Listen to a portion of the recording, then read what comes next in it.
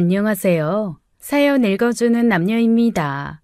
오늘도 와주셔서 감사드리며 그럼 오늘의 사연 바로 소개해드리겠습니다. 안녕하세요. 얼마 전 잃어버린 손자를 찾은 60대 여성입니다. 40여 년 전 남편과 결혼해서 제 밑으로는 딸 하나 아들 하나가 있었어요. 원래는 몸이 약해 첫애로 딸을 낳고 도저히 둘째 생각을 못했었어요. 그런데 어쩔 수 없이 죽을 각오를 하고 둘째를 낳게 되었습니다. 결혼하기도 전부터 제 손을 잡고 떡두꺼비 같은 손자 하나만 낳아달라던 시어머니 소원에 낳은 아들이었죠. 저를 구박한 적은 없지만 첫째 딸을 보면서 내내 아들을 아쉬워하던 어머님께 효도한 것 같아 참 좋았습니다. 어찌나 좋아하셨는지 몸을 제대로 추스르지도 못한 저를 업고 마을 한 바퀴 돌고 싶다고 하셨죠. 시어머님께서는 당신의 시어머니로부터 아들을 낳지 못한다며 그리 구박을 당하셨다고 해요. 시어머니는 남편을 낳고 나서야 사람 대접을 조금 받으셨다는데요. 그때는 서운한 마음이 컸다고 하셨어요. 그런데 손주를 안아보니 그 기분을 알겠다고 하시더라고요. 저는 그 모습을 보면서 아들, 손주가 그렇게 좋은가 생각했어요. 저도 나중에 손주를 보면 저럴까 싶었지만 저는 그런 생각을 할 틈도 없었습니다. 왜냐하면 제 아들은 먼저 하늘나라로 갔거든요. 그때부터 최근에 이르기까지 근 20년을 저는 늘 의문을 가지고 살았습니다. 인생이란 것이 과연 무엇인가 하고요. 살기 위해 열심히 노력한 많은 시간이 어떤 계기로 인해 무의미해질 때도 있어요. 저에게는 아들의 죽음이 그랬습니다. 손주를 키우며 슬픔을 느낄 때마다 그런 생각이 들었어요. 이렇게 애써 살아봤자 무슨 소용이 있을까? 살아도 좋은 게 없는데 왜 죽음이 이렇게 어려운 걸까 하고요. 어쩌면 사람은 벌을 받기 위해 살아가고 있는 것일지도 모른다는 생각도 들었습니다.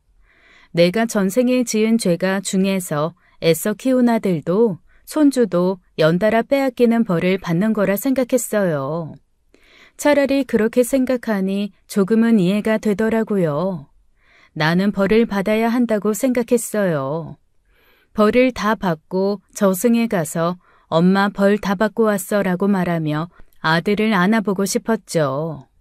그렇게 덧없이 죽을 날만 기다리는 저를 하늘이 가엾게 여긴 걸까요? 마치 벌이 끝났다는 듯 손자가 초인종을 누르고 들어오던 그 순간을 저는 죽기 전에도 떠올릴 것 같습니다. 아들이 결혼하겠다고 했을 때 우리 부부는 반대했습니다. 며느리가 인사를 하러 온 자리에서 무릎 위로 올라오는 치마를 입은 데다가 화장도 진한 것이 마음에 들지 않았거든요.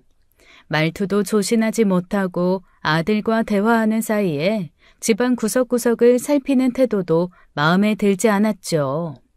부모에 대해 물어도 제대로 대답하지 않고 하는 일이 무엇이냐고 하니 술집에서 아르바이트를 하고 있다고 하더라고요.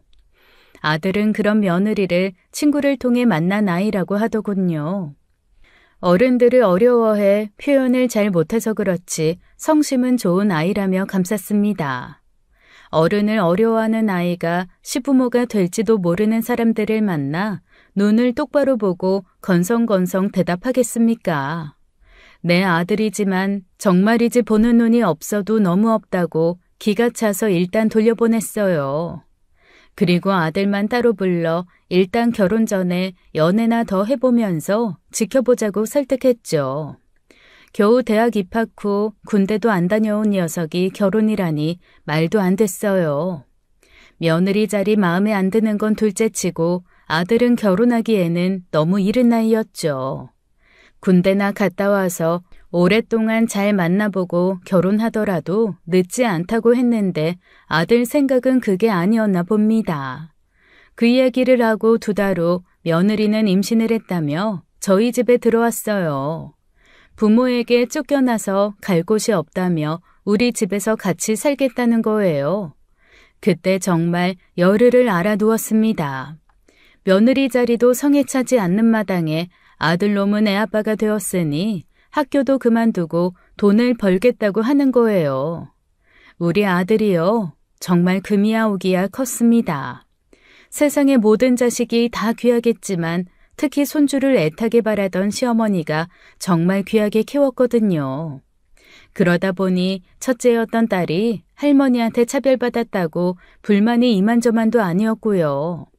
그래서 아들에게 하고 싶은 건 다 해주며 키웠고 매 한 번 제대로 들지 못했습니다. 어른한테 버릇없이 굴어도 그럴 수 있지, 친구를 좀 때려도 사내 대장부가 그럴 수도 있지라며 시어머니가 오냐오냐 키웠으니까요. 그럴 줄 알았으면 제가 총대 메고서라도 매질을 해서 방향을 잡아줬어야 하는 건데 너무 늦은 거죠. 열흘을 머리를 싸매고 누우면 뭐가 달라집니까? 결혼은 막을 수 있을지 몰라도 이미 들어선 애를 지우라고도 할 수 없는 노릇이고요. 더군다나 제 딸과 또래다 보니 여기저기서 들은 게 있다며 해준 말에 저는 차라리 연을 끊고 살자고 하고 싶었습니다. 엄마, 지연이 쟤 고등학교 때부터 남자애랑 자고 다녔대. 지금 가진 애가 현우 애가 아닐 수도 있는 거야. 뭐? 설마 그런 거 어떻게 미리 확인 안 되니? 현우한테 물어보면 알까? 현우가 어떻게 알아? 자기 여자친구라고 철석같이 믿고 있을 텐데. 나 그리고 쟤랑 살기 싫어. 은근슬쩍 나 없을 때 내 방에도 들락거리는 것 같아. 왜? 뭐 없어진 거 있어? 아직 그런 건 없는데 화장품도 쓰는 것 같고 옷장에 옷도 헝클어져 있고 그래. 아휴, 이게 대체 무슨 일이야. 엄마가 너 방 못 들어가게 할게. 그럼 어쩌니? 현우애를 가졌다는데 쫓아낼 수도 없고. 우리 집에서 그 아이를 반기는 사람은 아들 말고 아무도 없었습니다. 일이 이 지경이 됐으니 사돈될 사람이랑 만나 대책이라도 세워보려고 했는데 그마저도 힘들더군요. 그의 아빠는 오래전에 집을 나갔고 엄마라는 사람은 애가 어떻게 돼도 상관없다며 알아서 하라고 하더군요. 저런 엄마 밑에서 자라서 애가 저렇게 됐나 싶어 돌아오는 길에 혀를 여러 번 찼습니다. 그리고 집에 돌아와 밤새도록 울었습니다. 남편도 제 마음을 모르는 바가 아니니 답답해하며 한숨만 쉬었죠. 그리곤 밖에 나갔다 들어오더니 담배 냄새가 나더라고요. 아들을 낳고 나서 끊었던 담배였습니다. 얼마나 피웠는지 온몸에서 담배 냄새가 절인 듯 났는데 제가 누워있는 침대에 걸터 앉아 그러더라고요. 이미 일이 이렇게 된 거 어쩌겠어. 현우애를 가졌다는데 흠이 있는 자식 하나 생겼다 생각하면 감싸지 못할 이유도 없다. 당신은 저 애를 며느리로 삼고 싶어요? 어쩜 저렇게 철딱서니가 없는지. 아까워서 어떡하냐고요. 당신 자식만 아깝겠소? 제 부모도 아깝겠지. 참나, 퍽이나 아깝겠어. 아까운 자식인데 결혼을 하든 말든 애를 낳든 말든 상관없다고 했겠어요? 행여나 자기한테 돈 달란 소린 줄 알고 돈 없다는 말부터 하더구만. 아휴, 내가 어쩌다 그런 집애를.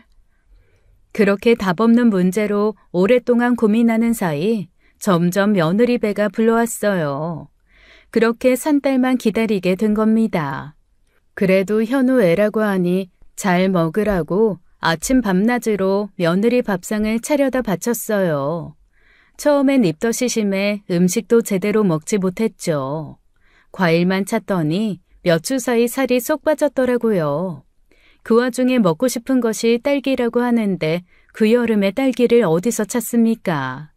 딸기 주스, 딸기 우유, 딸기잼 같은 걸 사다 주면서 그거라도 먹으라고 챙겨주고 했죠. 나름 할 만큼 했다는 겁니다. 쫓아내지도 못하고 그렇다고 방치하지도 않았어요. 그런데요, 어느 날 저희 부부가 시외가 행사로 딸과 아들 부부만 두고 하룻밤 자리를 비운 적이 있어요. 늦은 밤엔가 딸이 야단 법석을 떨며 전화하더라고요. 엄마, 얘네 술 마셨나 봐. 지금 거실에 술병이랑 치킨뼈 굴러다니고 난리도 아니야. 뭐? 지연이 걔도 술을 마셨다고? 술을 마셨으니까 내가 와서 이렇게 시끄럽게 구는데도 세상 모르게 자고 있겠지. 가까이 가보니까 술 냄새 나. 어머 세상에. 어머 세상에. 진짜 내 동생이지만 답 없다. 미친 것 같아. 아니, 미쳤어 얘네. 술을 마셨다는 말에 밤새 잠도 못 자고 이른 아침에 와보았죠. 그때까지도 아들 부부는 정신을 못 차리고 자고 있더군요. 딸 말대로 며느리에게서도 술 냄새가 났고 거실은 개판 5분 전이었습니다. 딸은 저를 생각해서 좀 치워놓을까 하다가도 돌꼬락서니를 보니 그럴 맘이 쏙 사라졌다고 저보고도 건들지 말래요. 오랜만에 어른 없는 집에서 내 세상이다 논 것까진 좋다 이겁니다. 그러면 치킨이나 시켜 먹고 말 것이지 이때다 싶어 아이를 가진 몸으로 술을 마신다는 게 말이 됩니까? 아니 생각해보면 제가 너무 많은 것을 바란 것일지도 모릅니다. 생각 없이 애부터 덜컥 가진 애들에게 상식을 바란 것이 잘못이겠죠. 분한 마음에 자고 있던 아들 등짝을 후려쳐 깨우니 비몽사몽에 정신을 못 차리더군요. 방으로 들어가 자란 말에 지 혼자 가려는 걸 다시 목덜미를 잡아 끌어 며느리도 챙기라 했습니다. 며느리는 제가 있는 줄도 모르고 자던 사람 깨웠다고 잠결에 온갖 욕을 다 하고 일어나더니 방으로 쏙 들어갔어요. 그날 아들 부부가 난장판으로 만들어 놓은 거실을 치우면서 또 눈물개나 흘렸습니다. 너무 화가 나고 서글퍼서 못된 생각도 좀 했어요. 지금 손주 생각하면 상상도 할 수 없는 끔찍한 소리지만 그땐 차라리 다 죽자 싶은 심정이었으니까요. 친척들이 다 모인 시외가 모임에서도 아들이 곧 애를 낳는다, 이 나이에 손주가 생긴다는 말을 못했습니다. 창피해서요. 그렇게 힘든 하루하루를 보내고 있는데 날벼락 같은 일이 생긴 겁니다. 아들이 교통사고로 하루도 채 버티지 못하고 죽어버린 겁니다. 아무리 대문 밖이 저승이라지만 그렇게 허무하게 갈 줄은 몰랐어요. 그때 무슨 심정으로 살았는지 모르겠습니다. 사실 그때 기억이 잘 나지 않아요. 아들의 장례식장에서도 몇 번이나 혼절해서 실려가고 차마 화장할 때는 보지도 못했습니다. 정신을 차려보니 아들은 이미 간지 오래고 며느리는 3주나 이른 출산으로 응급수술에 들어갔더라고요. 나중에 아는 사람이 하는 말을 들어보니 사람이 너무 큰 충격을 받으면 그 기억을 살기 위해 지우기도 한다네요. 저한테는 그 일이 그랬습니다. 기억하고 싶지도 않아요. 지금도 아들 생각만 하면 울컥울컥합니다. 며느리가 달가울 리가 있나요? 그게 다 그 애 때문이라는 생각에 장례식장에서 애를 잡아 죽일 듯이 굴었다고 해요. 저는 기억은 나지 않지만요. 그 애가 아니었다면 우리 애가 그 시간에 일하러 나갔다가 사고가 났을 리가 없으니까요. 그 아이를 만나지 않았더라면 평범한 대학 생활을 하다 군대나 갔을 녀석이니까요. 꼴도 보기 싫었지만 응급수술에 들어가는 며느리를 보니 가슴이 미어지더라고요. 누구 하나 불쌍하지 않은 사람이 없었습니다. 저희 부부도 부부고 하루아침에 남편을 잃은 그 애도 불쌍하고 아빠 없이 태어날 손주도 불쌍했죠. 며느리는 아들을 낳았습니다. 산딸을 채우지 못해 불안했는데 생각보다 건강했고요. 손주가 아들의 자식이 아닐지도 모른다고 생각했었는데 보자마자 알겠더라고요. 내 아들 자식이 맞구나. 저 코끝이 뭉툭한 거 하며 짙은 쌍꺼풀하며 약간 까무잡잡한 피부까지 제 아빠를 쏙 닮았더라고요. 내 아들이 가고 손주가 온 겁니다. 그것도 참 갑갑하더라고요. 이제 아들이라는 연결고리도 없는데 며느리를 어떻게 해야 하나 싶었어요. 손주라는 연결고리는 자식보다는 느슨했고 아이를 데리고 갈 곳 없는 저 아이는 당분간 우리 집 신세였죠. 그렇게 집에서 산후조리를 하고 우리도 우리 나름대로 앞으로의 대책이 필요했습니다. 아들의 자식이다 보니 나 몰라라 할 수도 없고 애가 미덥지 않아 그저 맡기기도 어려웠고요. 어떻게 하면 좋겠냐 그런 이야기를 하고 싶었는데 세상에 어처구니가 없게도 애가 사라졌습니다. 엄마, 지연이 없는데? 없다니? 애만 있고 지연이는 없어. 지연이 짐도 다 사라졌어. 그게 무슨 소리야. 전복죽 먹고 싶대서 지금 전복 사서 왔는데. 얘 지금 애만 두고 튄 거 아니야? 애 키우기 힘드니까 그냥 우리한테 맡기고 가버린 것 같은데? 설마 그게 말이나 되니? 설마가 사람 잡는다고 그게 말이나 되는 소린가 했는데 사람 잡더군요. 며느리는 쪽지 한 장 남기지 않고 그렇게 사라져버렸습니다. 자기 집만 빠짐없이 챙겨서요. 아들과 짧은 신혼생활을 했던 그 방에 자기가 낳은 아들만 덩그러니 놓고 가버린 겁니다. 아무래도 힘들 것 같다 아이를 좀 부탁한다는 말도 없이요. 결국 손주는 꼼짝없이 저희가 키우게 된 겁니다. 그것도요. 출생신고도 채 하지 못한 채라 저희 부부 밑으로 넣어서요. 남들은 애들 다 키워놓고 자기 인생 살기 시작한다는 때에 벼랑간 다시 육아를 하려니 정말 힘들더군요. 대체 우리 애들은 어떻게 키웠었나 싶더라고요. 어떻게든 제 밥그릇은 쥐고 태어난다지만 너무 어려웠어요. 그래도요, 아들을 쏙 빼닮은 애라 그런지 커가는 거 보는 재미는 있더군요. 그렇게 애가 처음으로 배밀이를 하고 걸음마를 하고 조잘조잘 말할 때까지도 며느리는 한 번을 안 왔습니다. 영영 찾지 않을 셈인가 그러기도 힘들 텐데 싶었어요. 그 사이 웃지 못할 일도 있었어요. 3년 전에 딸이 시집을 갔는데 그쪽에서 이 아이를 딸이 낳은 아이가 아닌가 하고 의심도 한 거예요. 사돈을 붙잡고 그 죽지 못해 사는 제 이야기를 줄줄 늘어놓지 않았으면 아마 딸 결혼도 힘들었을 겁니다. 행여나 자기 아들이 그 아이를 맡아 키우는 일이 있지는 않을지 노심초사하는 그 마음 모르지 않죠. 절대 그럴 일 없을 거라고 어떻게든 아등바등 살아서 애 다 키워놓고 죽겠다 그런 우스갯소리까지 했어요. 손주가 태어나서 처음 한 말이 할미였어요. 세상에 자기를 보호하고 키워주는 존재가 부모가 아니라 할머니, 할아버지라는 것을 알고 자란 아이죠. 그러면서 어린이집에서 엄마, 아빠란 말을 배워왔는데 우리가 뭘 잘못한 것도 아닌데 미안하고 짠하고 그랬습니다. 앞으로 그 아이는 엄마, 아빠라고 소리내어 말할 때 누구에게도 대답을 들을 수 없을 테니까요. 손주는 참 똘똘했습니다. 딸이 보이기도 하고 아들이 보이기도 했어요.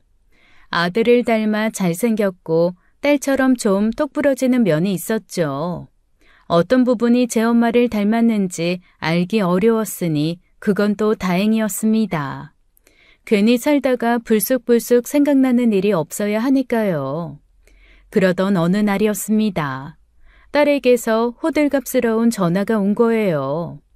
엄마, 대박이야. 무슨 일인데 그리 호들갑이야? 지연이, 나 지연이 봤어. 지연이? 그 지연이? 윤호 엄마? 우리 동네 살더라니까. 너희 동네에 살고 있었다고?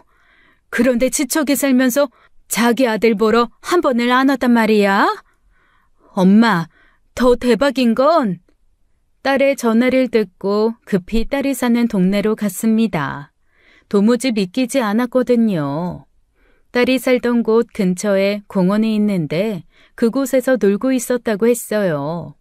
그래서 그 뒤부터 매일같이 딸이 며느리를 봤다던 시간에 맞춰 나가 기다리곤 했죠. 그렇게 사흘 뒤에 그 애를 만날 수가 있었습니다. 아이 손을 잡고 공원에 나와 걷는 며느리를요. 처음에 못 알아볼 뻔했어요. 마지막으로 봤을 때 워낙 살이 많이 빠져 있었었는데 살이 많이 쪘더라고요. 그리고 저는 그게 살이 찐 탄맛은 아니라는 걸 눈치챘습니다. 임신했더라고요. 곁에서 걷고 있는 애도 고작해야 4살 남짓 되어 보이는데 이미 만삭이었어요. 그 모습을 보고 있자니 그저 기가 찼습니다. 애를 두고 간 지 얼마나 됐다고 또 누구 애를 저렇게 둘이나 만들어서 사나 싶었으니까요. 적어도 제 아들을 진심으로 사랑했다면 그렇게 빨리 애엄마가 되진 않았을 텐데 싶어서요. 그러는 사이 혼자 걷던 아이가 넘어졌는데 며느리는 그저 멀뚱멀뚱 보고만 있더라고요. 아프고 놀랐는지 금방 울음을 터뜨리는데도 남의 애를 보듯 무심히요. 제가 멍청하게 그 애를 바라보고 있는 동안 그 애도 저를 보았습니다. 많이 놀라더군요. 설마 그곳에서 저를 만날 거라곤 미처 생각하지 못한 사람처럼요. 세상 좁아요. 더군다나 옆 동네나 다름없는 한 지역에서 그걸 생각하지 못한 걸까요? 이야기나 좀 하자고 하니 애가 있어 힘들다고 하더라고요. 저도 화가 나서 그러면 여기서 빽빽 소리 지르며 할 말 해도 되겠냐 하니 다음날 오전에 다시 만나자고 했습니다. 널 어떻게 믿고 보내냐고 하니 핸드폰 번호도 주고요. 애 어린이집에 보내놓고 그때 만나자고 해서 다음날 다시 만난 거예요. 이게 어떻게 된 건지 네가 설명 좀 해봐라. 뭘요? 뭐? 애를 놓고 간 애가 왜 애를 가지고 있냔 말이다. 그 애는 현우가 죽었으니까 제가 키우기 어렵다고 생각해서 두고 온 거고요. 재혼을 했으니 또 아이를 가진 거죠. 아니, 현우 죽은 지 얼마나 됐다고 재혼을 했어? 저기요, 저도 제 인생 살아야죠. 그럼 언제까지 죽은 전 남편 붙들고 살아요? 아니, 솔직히 전 남편도 아니죠. 저희가 결혼식을 올리기로 했어요? 혼인신고를 하기로 했어요? 결혼식은 배가 불러서 안 된다. 혼인신고는 애 낳고 나서 해라. 그래서 아무것도 못했잖아요. 그래도 현우랑 너 사이에 애가 생겼는데 그게 아니지. 사람돌이가 그게 아니다. 너 그렇게 가고 얼마 만에 새 남자 만난 거니? 제가 그걸 왜 말해야 하는데요? 그래서 찾아오신 이유가 뭔데요? 설마 애 데려가라 그 소리 하려고요? 윤호다. 성윤호.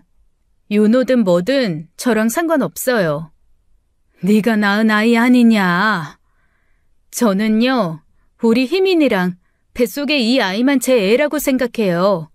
그 애에 대한 책임은 지고 싶지도 않고요.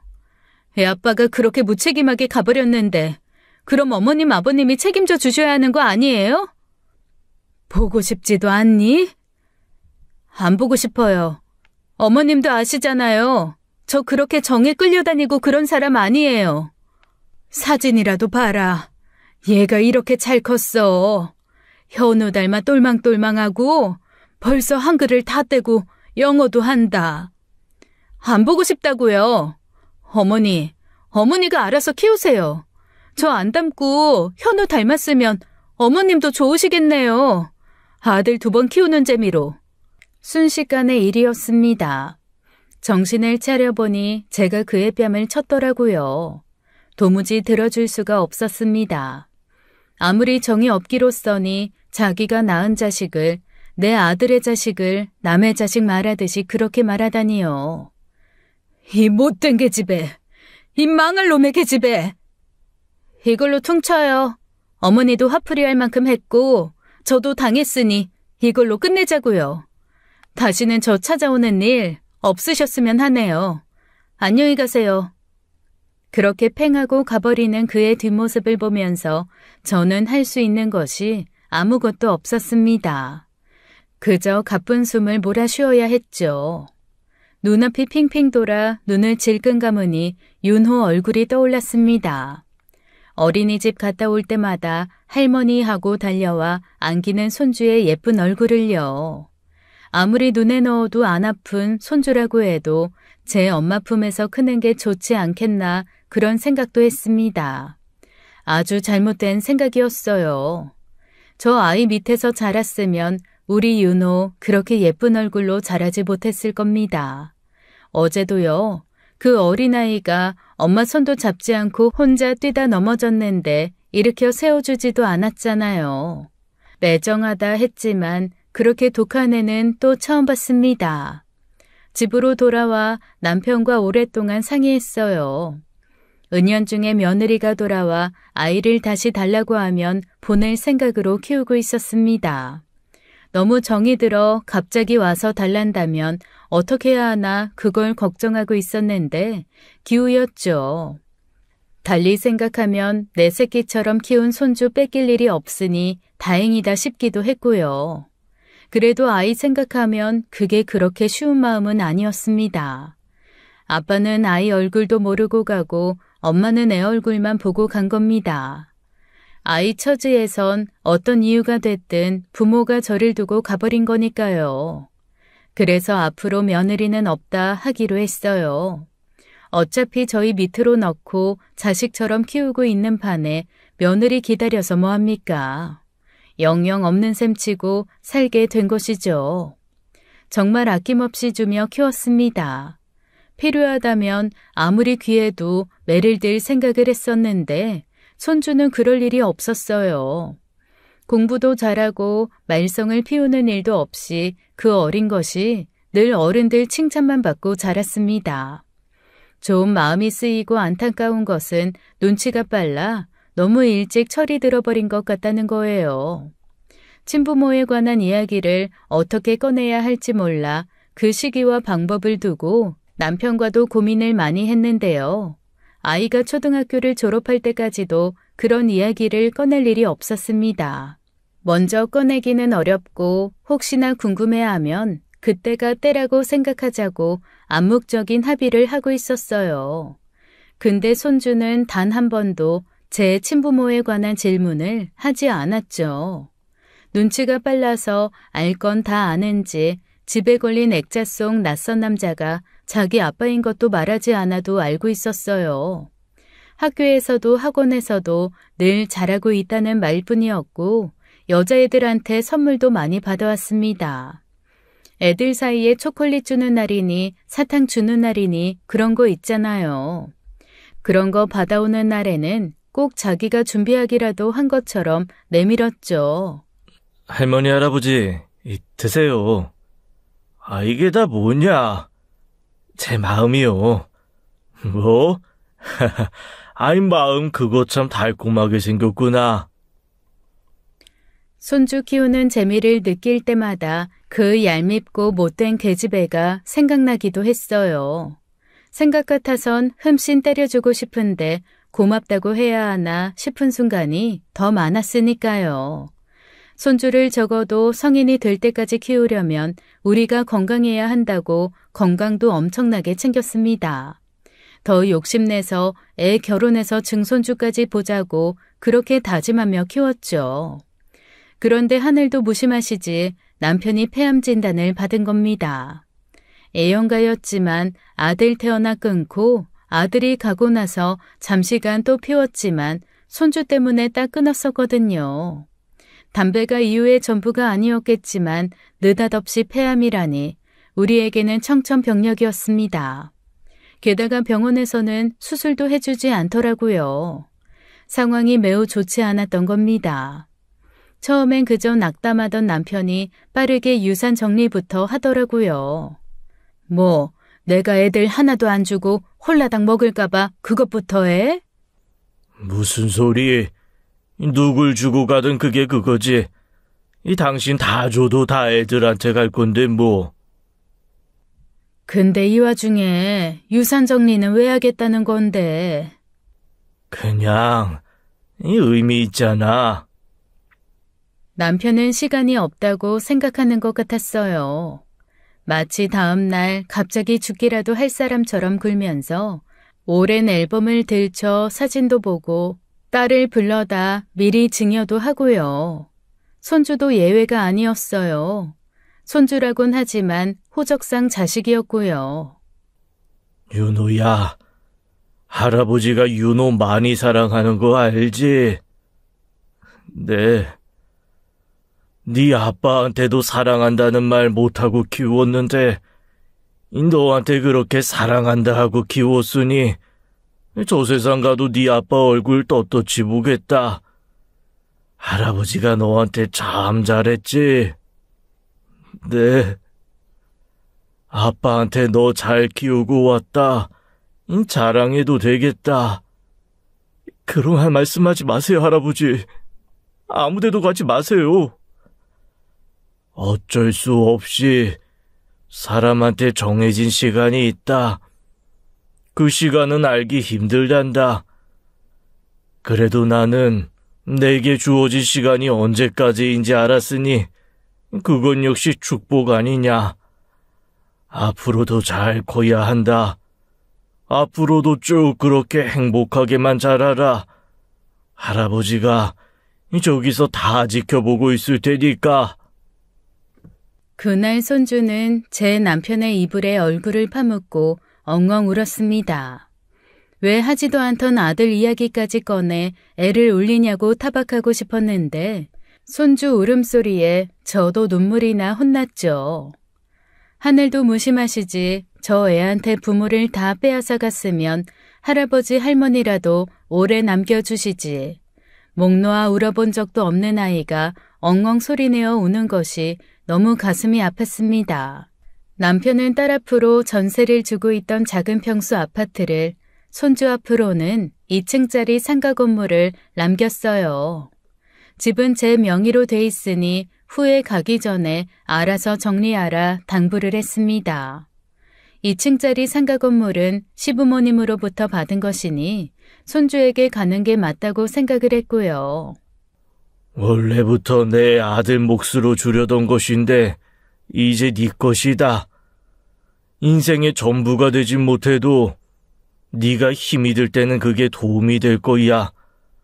잘 가지고 있다가 써라. 남편은 몇 달 고생을 하다 병원에서 생을 마감했습니다. 고생이나 하지 말았으면 했는데 아플 만큼 아프고 가서 마음이 안 좋았어요. 화장하는 날 손주를 품에 안고 많이도 울었습니다. 가지 말라고 목이 쉬도록 우는 손주를 보니 정말 가슴이 미어지더라고요. 손주가 있어 정신줄 붙들고 남편 가는 길 끝까지 지켰습니다. 그리고 약속했죠. 손주 잘 키워놓고 따라갈 테니 걱정하지 말라고요. 먼저 가서 현우 만나 잘 지켜보고 있으라고. 내가 애를 얼마나 잘 키워놨는지 아주 기세등등한 얼굴로 가겠다고요. 하지만 더 기가 막히고 황당한 일은 아직 남아있었습니다. 애가 중3이 되던 해에 갑자기 며느리가 찾아온 거예요. 그러면서 이제 애를 데려가야 하겠답니다. 너 미쳤니? 지금 네가 여기가 어디라고 와? 제가 제 아들 찾으러 온 건데 뭐가 문제가 되나요? 인제 와서 무슨 아들? 상관없는 애라고 하지 않았어? 알아서 키우라며. 사진도 보고 싶지 않다며. 그땐 저도 사정이 있었잖아요. 솔직히 애 데리고 오면 현우 생각날 것 같아서 그러고 싶지 않았던 거고요. 그래서 지금은 그 사정이 나아졌니? 지금은 애를 봐도 현우 생각이 날 것 같지 않아? 이제는 키울 수 있어요. 우리 애들도 많이 커서 손 많이 안 가고요. 남편한테도 허락받았어요. 애 데리고 오겠다고. 안 된다. 남의 밑에서 내 새끼 키우게 할 순 없다. 어머니, 지금 어머니 허락받으러 온 거 아니에요. 내 자식이니까 내가 데려가겠다는 거지. 무슨 네 자식? 윤호 네 자식 아니다. 이름 하나 지어주지도 않고 낳아놓기만 하고 가버린 네가 대체 무슨 자격이 있다는 거야? 사진도 보기 싫다 하지 않았니? 어떻게 생긴 줄도 모르면서 어디 학교 나가서 네 아들 찾아보라고 하면 찾기나 하겠냐? 우리 윤호, 나는 절대 못 준다. 꼴도 보기 싫으니 내 집에서 썩 나가라. 저라고 그러고 싶었겠어요? 평생을 함께하겠다 했던 남편이 그렇게 죽고 제 심정이 어땠는지 아세요? 어머님도 아들 잃으셨지만 저도 남편을 잃은 거예요. 사랑하는 사람을 잃었는데 자식이 보여요? 보여야지. 무슨 일이 있어도 자식은 버리면 안 됐지. 아빠도 없고 엄마도 없는 윤호를 내가 무슨 심정으로 길렀는데. 윤호 네 자식 아니다. 내 자식이야. 네가 출생신고도 안 한 덕분에 내 자식으로 키울 수 있었다. 그건 고맙게 생각하마. 잔말 말고 가라.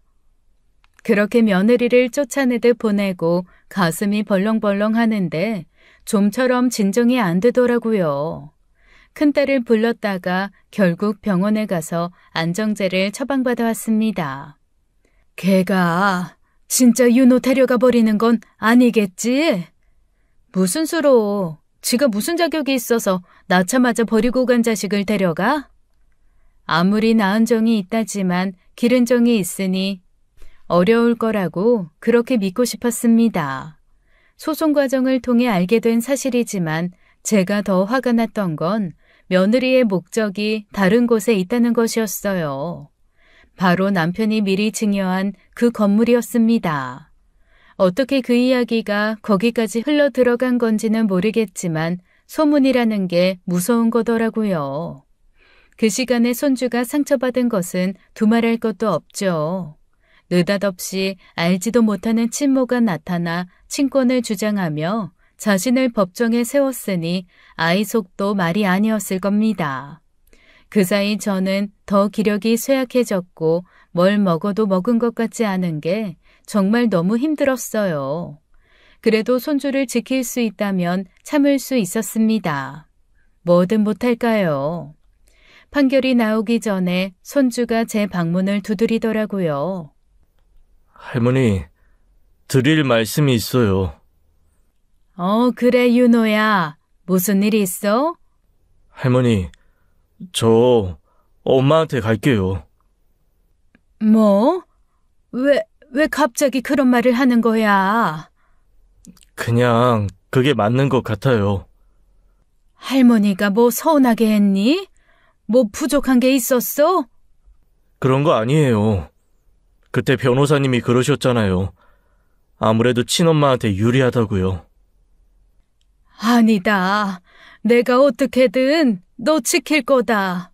내가 어떻게 보내니 윤호야. 나는 너 못 보낸다. 죄송합니다. 법은 끝끝내 친모의 편에 섰습니다. 일단 친부모를 대신해 아이를 16년을 키운 공은 어느 정도 인정받았으나 이후가 문제였어요. 홀로 남은 할머니보다 친모와 함께 일반 가정에서 자라는 것이 아이를 위한 더 나은 환경이라고 판단한 모양입니다. 결정적으로 친엄마에게 가겠다는 손주의 의견이 크게 작용했어요. 그렇게 저는 16년을 자식처럼 키웠던 손주를 아이 엄마에게 보내야 했죠. 한때는 제 엄마가 좀 찾았으면 좋겠다, 엄마 품에 안겨보기라도 했으면 좋겠다, 그런 욕심이 있었어요. 차라리 그 어릴 때 보냈으면 이렇게까지 마음이 아프지도 않았을 겁니다. 며느리가 정말 진심으로 아이를 원해 데려간 것이라면 제가 힘들어도 마땅히 보내야 맞죠. 근데 며느리는 아이가 아니라 아이 밑으로 된 재산을 노리고 데려간 것이 분명히 억울한 거예요. 남편도 손주도 없는 집에 홀로 앉아 맞는 밤은 너무 서글프기 그지 없었습니다. 삶이 허망하기까지 했어요. 사람이 갑자기 팍 늙어버리는 순간이 언제인지 아시나요? 삶의 의욕을 잃는 순간입니다. 젊은 사람이나 나이 든 사람이나 삶의 의욕을 잃으면 생기가 빠져요. 그러다 보면 금세 사람이 폭삭 늙어 보이기도 합니다. 손주를 잃고 그렇게 살았어요. 보는 사람마다 보기 안쓰럽다, 그런 이야기를 해댔습니다. 그 금수만도 못한 며느리 욕을 해주며 저를 위로했지만 그게 퍽 도움이 되지도 않았습니다. 당장에 그 예쁜 것 눈앞에 없으니 정말 죽을 것 같더라고요. 아니, 살아야 할 이유가 없었습니다. 그러다가도 내가 죽더라도 남편과 아들에게 무슨 면이 있나 싶어 죽지도 못했어요. 아이에 대해 아는 게 없는데 그 애가 엄마 역할이나 제대로 할지 그것도 걱정이었습니다. 민물고기는 잘 못 먹는다든지 과일은 딸기와 귤 같은 추위를 탄 과일을 더 좋아한다든지요. 체육을 가장 좋아하지만 학교에서 이과 쪽으로 적성이 맞아 개발자나 과학 쪽으로 밀어줘도 좋다든지요. 한창 아이가 학업에 집중해야 할 시기에 그렇게 돼버렸으니 손주에게 미안한 마음이 컸습니다. 혹시 며느리 재혼 상대가 아이가 친아들이 아니라고 구박하지는 않을지도 걱정이 많았고요. 손주가 그 사람에게 아빠라고 부르고 살아야 한다는 것도 상상하니 너무나 싫었습니다. 그러나 제가 할 수 있는 일은 아무것도 없었고 만나볼 수조차 없었죠. 가끔 보고 싶을 때마다 문자 메시지를 했는데 한 번도 답장이 안 오더라고요. 그리고 나서 안 되겠다 싶어서 전화했는데 글쎄 다른 사람이 받는 겁니다. 그 사이 전화번호도 바뀐 거였어요.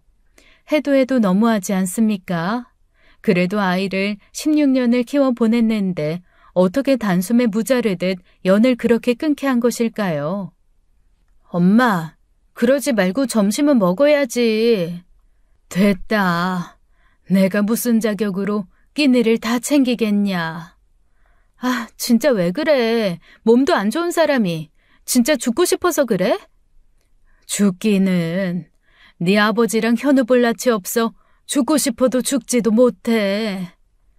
아, 진짜 그 소리 좀 그만해. 듣기 싫어. 엄마가 뭘 볼 낯이 없어. 엄마 할 만큼 했어. 엄마 볼 낯이 없는 건 현우지.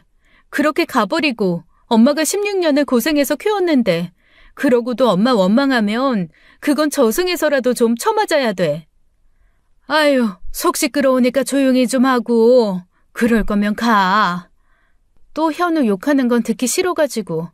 이럴 때 보면 엄마도 순 할머니랑 똑같아. 나만 고생이지, 나만 고생이야. 현이야. 왜? 윤호, 학교 가면 좀 볼 수 있으려나? 뭐하러, 괜히 보면 마음만 아프지.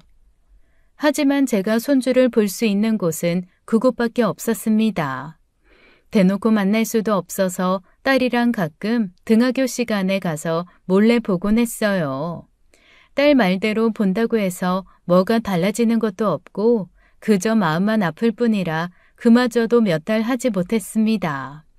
새 삶을 시작한 손주에게도 도움이 되지 않을 거라고 생각하니 집을 나서는 것도 쉽지 않았고요. 엄마가 건강해야 나중에 윤호를 한 번이라도 더 보지. 지금이야 지 엄마 때문에 보기 힘들어도 나중에 찾아올 일이 있지 않겠어? 그때 지금처럼 있으면 윤호가 얼마나 마음이 아파하겠어. 맞습니다. 제가 아는 손주라면 언제고 때가 되면 한 번은 찾아올 거로 생각했어요. 그런 생각을 하니 건강하게 있어야겠다. 손주 기쁘게 안아주려면 힘이라도 있어야 하지 않겠나 했습니다. 그러면서 천천히 기력을 되찾았고 그 기약 없는 날을 기다리며 시간을 보냈습니다. 그래도 죽기 전에 한 번은 보겠지 하고요. 그리고 진짜 그날이 온 겁니다. 어느 날 벼랑간 초인종이 울렸어요. 딸이야 항상 제멋대로 번호를 누르고 들어오니 초인종을 누를 사람은 잡상인이나 전도사들 뿐이었죠. 뭐라고 대꾸를 해야 하나 싶은 마음에 인터폰을 확인하고 크게 놀랐습니다. 세상에, 우리 손주 윤호가 서 있는 거예요. 저는 이게 꿈인가 싶어 그 자리에서 방방 뛰면서 열어줄 생각도 못하고 이게 뭐야만 했습니다. 그러다 할머니 하고 부르는 소리에 버선발로 뛰쳐나가 문을 열었죠. 정말로 윤호였습니다. 못 본 사이에 키도 훌쩍 자라 먼저 간 아들만큼이나 컸더라고요. 저도 모르게 윤호를 안아보고 울었습니다. 아이고, 이게 무슨 일이야. 윤호야, 윤호 맞지? 윤호 맞지, 내 새끼? 죄송해요, 할머니. 제가 너무 늦었어요. 아니야. 아유, 어떻게 지냈어? 잘 지냈어? 잘 먹고? 잘 지냈어요. 할머니는 잘 지내셨어요? 전보다 더 야위신 것 같은데. 아니다. 나도 잘 지냈어. 대체 이게 무슨 일이야? 손주는 고등학교를 졸업하고 서울에 있는 대학 입학을 앞두고 있다고 합니다. 수능을 잘 치렀고 원하는 대학에도 입학했다고요. 제가 좋아하던 쌀음료와 빵을 사들고 와서 앉은 손주는 앳된 티를 다 벗어내고 제 아빠를 쏙 빼닮았더라고요. 그러고 보니 딱 이맘때쯤이었습니다. 아들이 20살에 갔는데 그 아들의 자식이 딱 그 나이가 된 것이죠. 신기하게도 그렇게 생각하니 손주에게서 아들의 얼굴이 보였습니다. 그래서 그런지 눈물이 정말 쉴 새 없이 나오더라고요. 불쌍한 내 새끼가 생각나서 저랑 똑 닮은 아빠 얼굴 한번 못 본 손주가 불쌍해서요. 손주는 제가 눈물을 그칠 때까지 조용히 기다려 주었습니다. 그래, 집에서 잘 대해주던? 구박하거나 때리진 않았어? 맞은 적은 없어요. 구박은 글쎄요. 아무래도 친아들이 아니다 보니 그쪽에서는 제가 달갑진 않았겠죠. 아이고, 그럴 줄 알았다. 내가 그래서 널 보내고 한시도 편할 날이 없었어. 네 엄마는 좀 챙겨주던? 엄마는 제가 필요해서 데려간 건 아니니까요. 뭐야? 네 엄마도 널 챙기지 않은 거야? 동생들이 어려서 저한테 신경 쓸 겨를은 없었겠죠. 그래서 이제 할머니랑 살려고요. 뭐? 윤호야, 지금 나랑 산다고 했니? 네, 대학 들어가면 어차피 기숙사 들어갈 건데 방학 때마다 할머니 집으로 올게요. 그래도 되죠? 그럼, 물론 되고 말고. 근데 네 엄마가 그걸 허락하겠냐? 엄마는 상관없어요. 이제 성인이고 드디어 제 마음대로 할 수 있는 나이 됐는데요. 실은요, 할머니. 저 그때 일부러 간 거예요. 뭐? 그게 무슨 말이냐? 엄마가 저를 데리러 가기로 한 이상 계속 할머니를 괴롭혔을 거예요. 제가 가지 않겠다고 버텨도 계속 찾아왔을 거니까요. 그래서 갔어요. 제가 미성년자라 제가 할 수 있는 게 없었으니까요.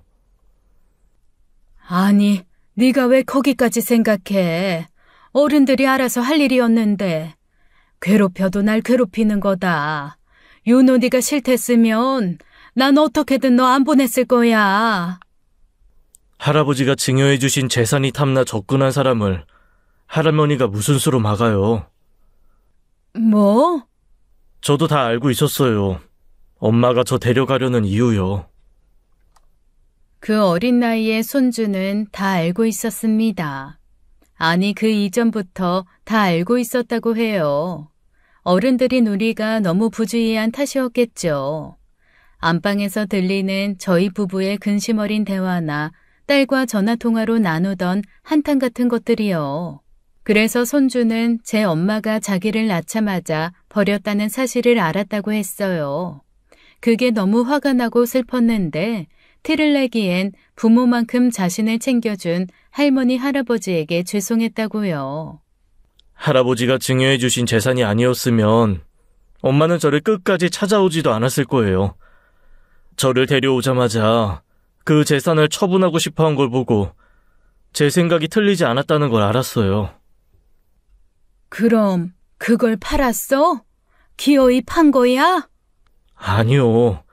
할아버지가 성인이 될 때까지 꼭 가지고 있으라고 했다고 그 약속은 지키고 싶다고 말씀드렸어요. 아저씨가 안 된다고 제가 성인이 되기 전에 팔아야 한다고 하셨는데 엄마가 결국 제 말 들어줬고요. 얼마 전에 그러시더라고요. 이제 그거 팔러 가자고. 알았다고 하고 그 길로 짐 싸들고 나온 거예요. 세상에, 아주 천하에 몹쓸 것들. 그걸 어떻게 팔아요. 그리고 팔더라도 절대 그 사람들한테는 못 주죠. 손주는 제가 생각한 것보다 명석하고 똑부러지는 아이였습니다. 제 친모가 자기 재산을 노리고 자신을 데려갔다는 사실을 눈치챘을 정도니까요. 그리고 할아버지와의 약속을 지키겠다고 그 상황에서도 제 것을 지켜냈으니 그보다 더 영리할 수가 없었죠. 기특하기도 하고 안쓰럽기도 한 게 제 생각을 하겠답시고 그 몇 년 동안 고생한 것을 생각하니 미안했습니다. 손주가 짐이라고 가져온 것도 별거 없었어요. 그 겨울에 때가 탄 외투 하나, 옷 몇 벌이 전부였으니까요. 손주가 다시 돌아온 지 이틀도 안 되어 며느리로부터 연락이 왔습니다. 어머니, 혹시 윤호 거기 있어요? 그게 무슨 말이냐? 윤호를 왜 여기서 찾아? 거짓말하지 마세요. 윤호 거기 있잖아요. 왜 네 아들을 나한테 찾느냐고? 어머니, 그러시면 안 돼요. 윤호 성인 됐다고 또 눈물바람 호소하시면서 애 꼬드긴 거예요? 돌려보내주세요. 제 전화랑 문자는 죄다 무시하고 있어요. 애가 가기 싫다는데 내가 무슨 수로 보내냐. 어디 데려갈 수 있으면 데려가 봐라. 어머니 정말 이러시기에요? 제 아들이에요. 제가 키웠다고요. 어머니, 윤호 16년 동안 키워주신 거 정말 감사하게 생각해요. 하지만요, 애 키우면서도 저도 너무 혼란스럽더라고요. 낳은 건 전데 내내 할머니 할아버지만 찾으니까요. 그러게 빨리 데려가지 그랬냐. 그때 내가 데려가랄 때 데려가지 그랬어. 제 사정은 안 봐주세요? 제가 데려갈 수 있는 상황이 아니었잖아요. 예, 너 그러는 거 아니다. 윤호 5살 때나 16살 때나 너한테는 똑같이 가정이 있었어. 근데 뭐가 달랐냐? 5살 윤호는 아무것도 없었어도 16살 윤호한테 뭐가 있으니 데려간 거 아니야? 그렇게 속이 빤히 보이는 짓 하면 안 된다. 그것도 네가 배 아파 낳은 자식한테. 지금 제가 딴 맘이라도 품고 윤호 데려갔다는 말이에요? 어머니, 말씀 그렇게 하시는 거 아니에요. 뒤늦게나마 사랑으로 애 키워보려고 했는데 이렇게 하시면 윤호한테도 도움 안 돼요. 도움이 되건 안 되건 그건 모르겠고 아무튼 데려가려거든 네 마음대로 해봐라. 그동안 연락 한 번 없더니 손주와도 연락을 못하게 번호도 바꿔버리더니 똥줄이 탔나 봅니다. 손주를 설득하지 못하면 그 건물이 제 것이 되지 못하니 그럴만도 하죠. 욕심 앞에 본성이 드러난다고 어떻게 아들을 상대로 그럴 수가 있을까 싶지만요. 돌이켜 생각해보면 그 아이는 원래 그랬습니다. 처음 만났던 그 자리에서부터 마음에 드는 구석이라곤 하나도 없었으니까요. 기대할 것도 없는데 뭘 그렇게 기대했을까요? 손주는 지치지도 않고 울리는 제 엄마의 연락에 결국 전화번호도 바꿔버렸습니다. 그러니 결국 집까지 찾아오더라고요. 하도 문을 두드리며 소리를 지르는 통에 문을 열어줬더니 이방저방 찾아다니며 손주를 찾습니다. 윤호 어딨어요? 김윤호! 걔가 왜 김윤호냐? 내 아들 성현우 아들 성윤호다. 어머니, 유치하게 이러지 마시고요. 애 어딨어요? 내가 그걸 어떻게 아니? 일이 있어서 나간댔으니 나도 모른다. 고도겠지. 어머님이 이러시면 안 돼요. 애가 잘못된 생각을 하면 어머님이 바로 잡아주셔야죠. 윤호가 대체 뭘 잘못 생각하고 있길래 내가 바로 잡기까지 해야 한다는 거냐? 내가 보기엔 윤호 잘못한 거 하나도 없다. 윤호 엄마가 버젓이 살아있는데 내가 있는데 왜 윤호가 여기 있어요? 자식이 부모한테서 벗어나서 간다는데 그게 잘못된 거 아니에요? 웃기지도 않는구나. 네? 자식을 뒤도 안 돌아보고 버린 너는 그럼 잘했냐? 사정이 어찌됐든 16년을 그렇게 나무로 산 너는 잘했어? 윤호가 그러더라. 엄마는 나한테 증여된 재산 없었으면 16살에도 오지 않았을 거라고. 그건 나는 할 말이 없다. 앞으로 내 집에 이렇게 함부로 와서 윤호 찾지 마라. 내가 한 번은 뺏겨도 두 번은 안 뺏긴다. 사실 그날 윤호는 집에 있었습니다. 엄마를 만나고 싶지도 않다길래 어떻게 할까 하다가 안방 화장실에 숨겨둔 거예요. 온 방을 뒤지고 다니다가 안방까지 가려던 거 멈춰 세우고 따져 물어 겨우 피했습니다. 행여 거기서 찾아냈다고 하더라도 달라지는 건 없었겠지만요.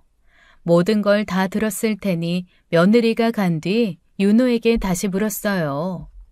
정말 엄마를 다신 보고 싶지 않은 게 맞는 거냐고요. 엄마에 대한 애증이라면 결국 다시 보고 싶을 테니 나중에 네가 아프지 않을 만큼만 하라고 했습니다. 그랬더니 손주가 고개를 내젓더라고요. 할머니, 저는 엄마 없어요. 앞으로도 없고요. 잠시 엄마랑 살았지만 엄마가 있었던 적은 한시도 없었어요. 후에 알았지만 며느리 그건 엄마 자격이 없었습니다. 애초에 모성애라는 것이 없는 아이였어요. 윤호를 그렇게 데려가 놓고는 한 것이 음식을 가르치는 일이었답니다. 부부가 아침에 일어나는 것을 그렇게 힘들어했다고 해요. 포장마차를 운영하는 재혼 상대도 새벽에 들어와 점심쯤 일어났고요. 며느리는 아이들 등교 때문에 빨리 일어나야 했는데 그게 그렇게 힘들어서 손주에게 맡긴 겁니다. 그래서 손주는 고등학교 집을 나오기 직전까지도 아침을 차려 동생들을 챙겼다고 해요.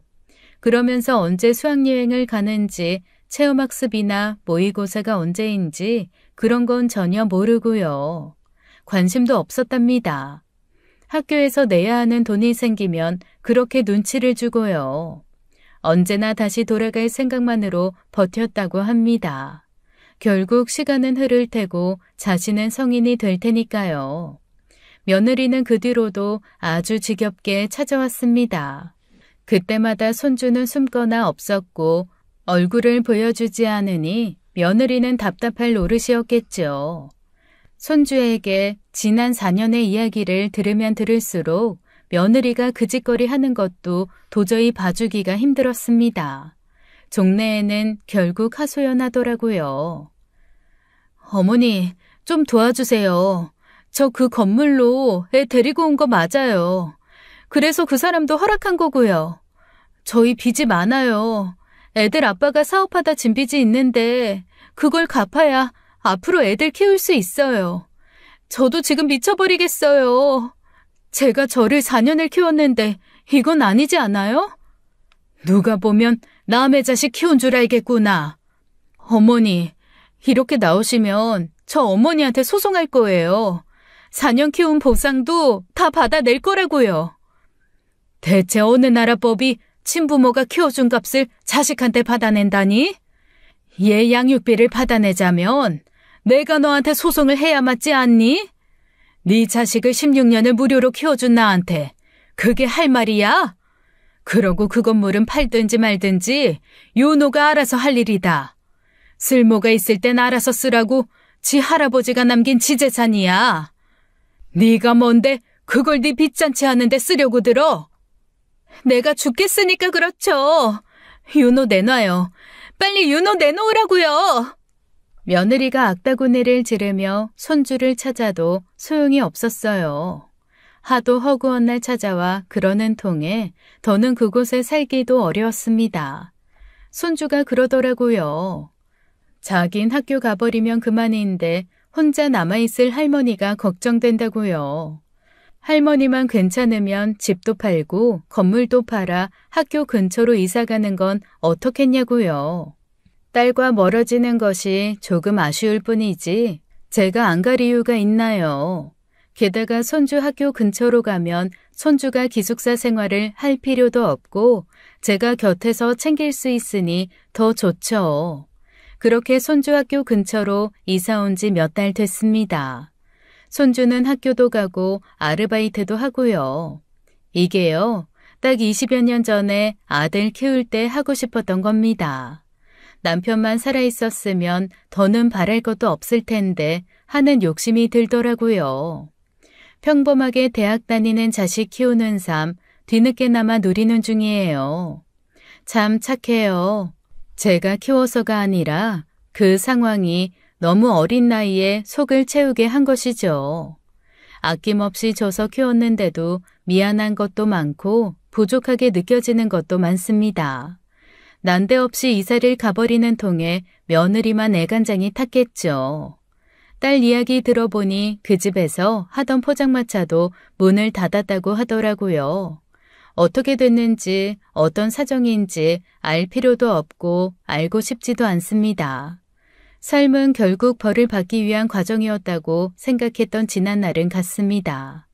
매일매일이 선물 같아요. 나이 들어 삶에 욕심을 내면 안 되는데 하루하루가 너무 소중하고 아깝습니다. 아들 크는 것을 못 봤으니 대신 손주 군대도 보내고 대학도 졸업시키고 장가까지 가는 거 보고 싶네요. 증손주까지 본다면야 정말 더 바랄 것도 없고요.